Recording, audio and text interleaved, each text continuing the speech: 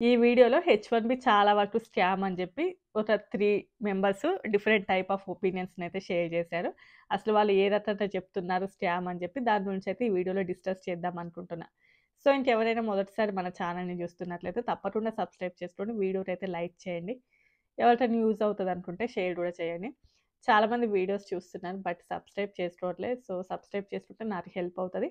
వీడియోకి లైక్ చేస్తే ఎక్కువ మందికి పుష్ అవుతది. సో, తప్పకుండా స్టార్ట్ చేసే ముందే వీడియోకి ఒక లైక్ చేసి చూడడం అయితే స్టార్ట్ చేయండి. సో, ఇంక అందులో ఫస్ట్ టాపిక్ ఎన్‌డీటీవీ రీసెంట్‌గా రిలీజ్ చేసినటువంటిది. A former US consulate official, an officer, Mavish Siddiqui, who previously served and worked at the US consulate in Chennai, has alleged a massive industrial large-scale fraud taking place at the US consulate in Chennai, where she alleges that over 2 lakh H-1B visas were processed and issued from the US consulate in Chennai alone. Now, it is important to note that the H-1B visa cap is at 85,000 visas per year. Now, this claim was then amplified by former US Congressman Dave Brat, who was speaking at Steve Bannon's podcast, The War Room, where he said that essentially saying that this is a massive fraud that's taking place, that the fact that over 70% of H-1B visas are issued to Indians, followed by Chinese nationals, which is the second largest group, is now extremely concerning and has again amplified this claim made by Mavish Siddiqui, saying that this needs to be seriously looked at by the Trump administration. So let's decode what really happened here. So Mavish Siddiqui claims, as I mentioned, that Chennai processed over 2,20,000 H-1B visas as well as 1,40,000 H-4 visas for dependents in 2024 alone. Now, as I mentioned, the cap is at 85,000. So what she has now said is that most of these visas were secured using dishonest means and that they were fraudulent visas. And in fact, she's also said that these visa applications were supported by fake degrees. And in often cases, the applicants even refused to have interviews where the interview was being conducted by an American officer, claimed in fact could not even meet the basic skill requirement and language requirements needed for the H-1B visa. Many Indian managers were offering jobs to these fraudulent applicants in exchange for certain portions of the salaries. ఆవిడ name మహాంషి Siddique అనుకుంటాను. Name కొంచెం అటు ఇటు అవుతది. So, ఆవిడ ఒకప్పుడు US ట్రాన్స్‌లేట్‌లో work చేసింది. Chennai US ట్రాన్స్‌లేట్‌లో. ఆ టైం లోపల చాలా వరకు ఇండియన్స్ ఫ్రాడ్ చేస్తూ ఉంటారు అని చెప్పి, ఏ విధంగా అంటే చాలా వరకు ఫేక్ సర్టిఫికేట్స్ ఉంటది. పెద్ద టాలెంట్ ఏమీ ఉండదు. పెద్దగా స్కిల్స్ ఏమీ ఉండవు. అండ్ ఫేక్ డాక్యుమెంట్స్ తీసుకొనొస్తారు. అండ్ ప్రాపర్ ఇంగ్లీష్ కూడా రాదు వాళ్ళకి. బట్ ఎవరైతే ఇండియన్ ఆఫీసర్స్ ఉంటారో వాళ్ళ దగ్గరికి ఇంటర్వ్యూ ఇవ్వడానికి వెళ్తారు. ఎందుకంటే American accent is completely different. So, అది కూడా అర్థం అవ్వదు వాళ్ళకి. అండ్ కొంతవరకు ప్రాక్సీని పెట్టి మెయింటైన్ చేస్తూ ఉంటారు. ఇవన్నీ కూడా జరుగుతూ ఉంటాయి. దీనిని సపోర్ట్ చేస్తూ యూఎస్ కాంగ్రెస్ పర్సన్ ఒకతను. అతనేంటంటే అవును అలానే ఉంటారు. చాలా వరకు కూడా ఏషియన్ కంట్రీస్ నుంచి ఎక్కువగా ఫ్రాడ్ జరుగుతూ ఉంటది. అది ఇండియా అండ్ చైనా నుంచి కూడా ఎక్కువగా ఫ్రాడ్ జరుగుతూ ఉంటది అని చెప్పేసి ఒక సర్టెన్ టైమ్ పీరియడ్‌లో సుమారుగా 2,00,000 వరకు హెచ్-1బీ వీసాలనైతే ఇచ్చారు అని చెప్పి. అంటే ఎవ్రీ ఇయర్ హెచ్-1బీ అంటే 85,000 ఉంటాయి కదా! అలాంటిది సుమారుగా 2,00,000 వరకి ఎక్కువగా హెచ్-1బీలు ఇచ్చారు. సో, ఇలా చాలా వరకు ఫ్రాడ్ చేస్తూ ఉంటారు. చైనా నుండి అండ్ ఇండియా నుంచి అని చెప్పి అతను మెన్షన్ చేశారు. అంటే అది కరెక్టా రాంగా అనేది వి డోంట్ నో. అండ్ దీనిని కొంతమంది సవాల్ కూడా చేశారు. ఎవరు అంటే హెచ్ఏఎఫ్ అంటే హిందూ అమెరికన్ ఫౌండేషన్ వాళ్ళు. ఏంటి అంటే ఇంత సర్టెన్ చెప్తున్నారు కదా! అంటే ఇంత డేటా ఇలా జరిగింది అని చెప్పి దాన్ని ప్రూవ్ చేయండి. అంటే ఎలా చెప్తున్నారు ఇంతవరకు జరిగింది అని చెప్పి. సో, దాన్ని ప్రూవ్ చేయండి అని చెప్పి. అండ్ యూఎస్ ట్రాన్స్‌లేట్ అంటే చెన్నై వాళ్ళు కావచ్చు, లేకపోతే అండ్ ఈవెన్ అమెరికాలో స్టేట్ డిపార్ట్‌మెంట్స్ ఆర్ ఫెడరల్ కూడా దాని మీద ఏం పెద్దగా రియాక్ట్ అయితే అవ్వలేదు. అండ్ కొంతమంది ఏంటంటే అయ్యుండొచ్చు. బట్ అది చాలా వరకు లిమిటెడ్‌గానే జరుగుతది కానీ మరీ అంత పెద్ద మొత్తంలో అయితే ఫ్రాడ్ జరిగైతే ఉండదు అని చెప్పి కొంతమంది మెన్షన్ చేస్తున్నారు. What ever it is. అవి ఎలిగేషన్సా లేకపోతే నిజంగానే జరిగిందనేది తెలీదు గానీ, సో, వాళ్ళైతే ఒక టైప్ వాళ్ళైతే ఒపీనియన్సేనా లేకపోతే నిజంగానే జరిగిందా వాళ్ళైతే ఆ టైం పీరియడ్‌లో ఇలా అని చెప్పైతే మెన్షన్ చేశారు. అండ్ సెకండ్ వన్ వచ్చేసి హెచ్-1బీ స్కామ్ అని చెప్పి Right-wing commentator and Coulter has now sparked a full-blown controversy after calling Indians and Chinese cheaters while reacting to Donald Trump's latest remarks on foreign talent. So here's what happened.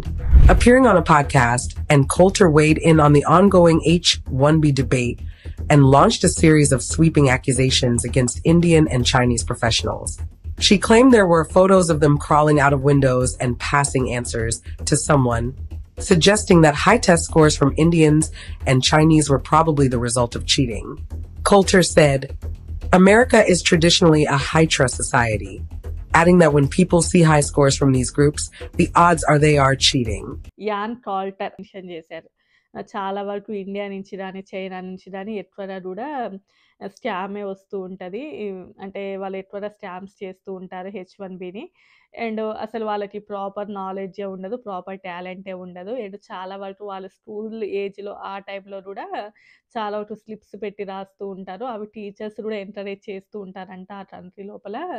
So, ఇదంతా గూడా correct గాదు. అందుకోసమే వాళ్ళకి ఎక్కువగా grades వస్తూ ఉంటాయి.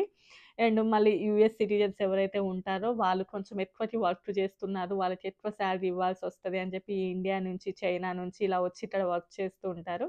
Companies సరైనటువంటి salary ఇవ్వకుండానే వాళ్ళు వర్క్ చేస్తూ ఉంటారు. ఎక్కువ కంపెనీస్ లాభం పొందుతూ ఉంటాయి. బట్ అమెరికన్ సిటిజన్స్‌ని మాత్రం కొంచెం అవాయిడ్ చేస్తూ ఉంటారు. అమెరికన్స్‌కి ఎక్కువ టాలెంట్ లేదని అదో ఇదో చెప్పేసి అయితే వీళ్ళనైతే తొక్కేస్తూ ఉన్నారు. అండ్ వేరే కంట్రీ నుంచి వచ్చిన వాళ్ళని కావాలని తీసుకొచ్చుకుంటున్నారు అని చెప్పేసి. అఫ్‌కోర్స్ ఎవరైనా కూడా ఆ కంట్రీ సిటిజన్స్ సరిగ్గా చేయలేరు. వేరే కంట్రీ వాళ్ళకి ఎక్కువ టాలెంట్ ఉంది అంటే అది పెద్దగా ఎవరు కూడా ఒప్పుకోలేరు కాబట్టి వాళ్ళైతే వాళ్ళ యొక్క ఒపీనియన్స్‌నైతే షేర్ చేశారు. అండ్ అంటే వీళ్ళు కొంచెము తక్కువకి చేస్తున్నారు. అండ్ కంపెనీస్ చాలా వరకు లాభం పొందుతున్నాయి. వీళ్ళు తక్కువకి వర్క్ చేయడం వలన. అండ్ ఓన్లీ కూడా అమెరికన్ సిటిజన్స్‌కి ఇవ్వాలి అంటే వీళ్ళకి టాలెంట్ లేదు అది ఇది అని చెప్పి ఏదో ఒకటి చెప్తున్నాయి అని చెప్పి. అండ్ నిజంగానే టాలెంట్ లేదా అంటే కొన్ని పనులకైతే అమెరికన్ సిటిజన్స్ అయితే చేయలేరు. ఆ వర్క్ అయితే ఉంది తప్పకుండా. బట్ అది కంప్లీట్‌గా అసలు అమెరికన్సే చేయలేరు. ఇంతవరకు హెచ్-1బీలు కావాలంటే అదొక క్వెషన్ మార్క్ లాగానే ఉంటది. అండ్ నెక్స్ట్ వన్ మేబీ ఫ్యూచర్‌లో ఆల్రెడీ చెప్తున్నారు కదా! హెచ్-1బీ అనేది ఓన్లీ కూడా టాలెంటెడ్ పీపుల్ వచ్చి ఇక్కడి వాళ్ళని ట్రైన్ చేసి మళ్ళీ వాళ్ళ యొక్క హోమ్ కంట్రీకెళ్ళిపోవాలి. అంటే ఫ్యూచర్‌లో ఇలా గ్రీన్ కార్డ్ ప్రాసెస్ ఇవన్నీ కూడా ఉండవు. ఓన్లీ కూడా టాలెంటెడ్ పీపుల్ వచ్చేసే వీళ్ళకి ఎంకరేజ్ చేసి ఐ మీన్ వీళ్ళని సపోర్ట్ చేసి వాళ్ళ యొక్క టాలెంట్ అంతా వీళ్ళకి చెప్పేసి ఎళ్ళాలి అని. బట్ అది ఎంతవరకు అవుతది అనేదైతే ఇంకా ఫ్యూచర్‌లో చూద్దాం. అండ్ నెక్స్ట్ థర్డ్ వన్ వచ్చేసి హెచ్-1బీ బ్లాగర్. హెచ్-1బీ చాలా వరకు స్కామ్ అని చెప్పేసి and Indian mafia scam exposed H one B అని చెప్పి ఇలాంటివి చాలా ఉంటాయిలెండి. కానీ సో, ఈ మధ్య కాలంలో ఇది కొంచెం ఎక్కువ వరకు రీచ్ అయింది. అతను ఏం మెన్షన్ చేశాడో అది కూడా నేను ఇక్కడ పెడతాను. మీరు కూడా చదువుకోవచ్చు అవన్నీ. ఇవేవి కూడా నా ఒపీనియన్స్ కావు. వాళ్ళు చెప్పినయి నేను మీకు చెప్తున్నాను అంతే. సో, ఫస్ట్ వన్ ఏంటి అంటే ఒక కంపెనీ చెప్పి ఇంకా ఆ కంపెనీ ఏంటో మీరు అక్కడ ఉంటది చూసుకోండి. వీళ్ళు ఎక్కువగా కూడా ఇండియా నుంచి అక్కడి నుంచే ఎక్కువగా తీర్చుకుంటారు హెచ్-1బీ అని చెప్పేసి. ఆల్మోస్ట్ 80% వరకు ఈ కంపెనీలలో హెచ్-1బీల మీద ఇండియన్సే ఉంటారు. అండ్ నెక్స్ట్ ఎక్కువగా వీళ్ళకే టాలెంట్ ఉన్నది అని చెప్పేసి ప్రొజెక్ట్ చేసుకుంటారు. సో, ఇంకా వీళ్ళు ఈజీగా వచ్చేసి యూఎస్ సిటిజన్స్ ఎవరైతే ఉంటారో వాళ్ళని రీప్లేస్ చేస్తూ ఉంటారు.